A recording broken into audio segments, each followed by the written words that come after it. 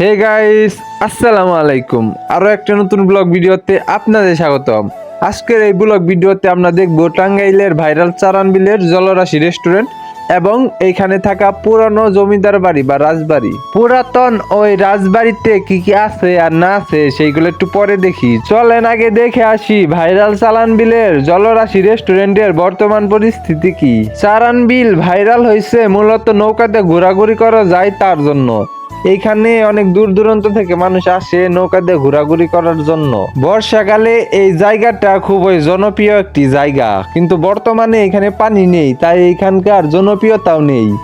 এই জলরাশি রেস্টুরেন্টটা একদম চারান বিলের সাথেই, কিন্তু একদম ভিতরে, মেন রাস্তা থেকে বহুত ভিতরে, তার জন্য এইখানে বর্তমানে কোনো লোকজন আসে না। এই চারান বিলে আরো একটি রেস্টুরেন্ট হয়েছে এই বছর, যেটার নাম আশুলিয়া ক্যাফে এন্ড রেস্টুরেন্ট। সেটা রাস্তার সাথে, সেইখানে প্রচুর মানুষ আসে, প্রচুর মানুষের ভিড় থাকে, কারণ সেটা রাস্তার সাথে। আর এই জলরাশি রেস্টুরেন্টটা অনেক ভিতরে, তাই এই জলরাশি রেস্টুরেন্টে বর্তমানে খুব একটা বেচা কিনা হয় না। তবে বর্ষাকালে আবারও এইখানকার সৌন্দর্য ফিরে পাবে, এইখানকার জনপ্রিয়তা ফিরে পাবে, এটাই আশা করি। এই জলরাশি রেস্টুরেন্টটা খুবই ছোট একটি রেস্টুরেন্ট, কিন্তু আশুলিয়া ক্যাফে এন্ড রেস্টুরেন্টটা অনেক বড় আর অনেক সুন্দর।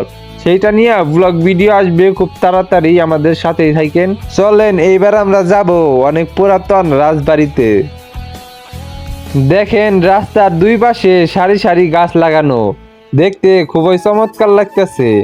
এইরকম রাস্তা দিয়ে হেঁটে যাওয়ার মজাই আলাদা।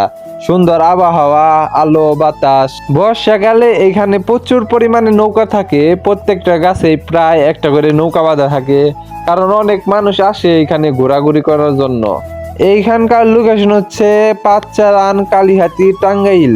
ফাইনালি আমরা চলে আসলাম চারান বিলের সেই পুরাতন রাজবাড়িতে। রাজবাড়ির সামনে রয়েছে বিশাল একটি মাঠ, আর মাঠের সামনে মসজিদ, তারপর রাজবাড়ি মক্তব। চলেন এবার আমরা ভিতরের দিকে যাই, দেখি রাজবাড়িতে কি কি আছে। এইখানে সবকিছু দেখা যায় খালি ধ্বংসাবাস, পুরাতন ইটের দেওয়ালগুলি। এটা কত বছরের পুরাতন আর এখানকার কোনো ইতিহাস আছে কিনা সেটা আমার জানা নেই। আপনাদের মধ্যে যদি কারো জানা থাকে অবশ্যই আমাদেরকে জানাতে পারেন। এখানে আমরা শুধু দেখতে পাচ্ছি পুরাতন দেওয়াল, আর এই পুরাতন দেওয়ালগুলি দেখে আইডিয়া করা যায় যে এটা অনেক বছরের পুরাতন।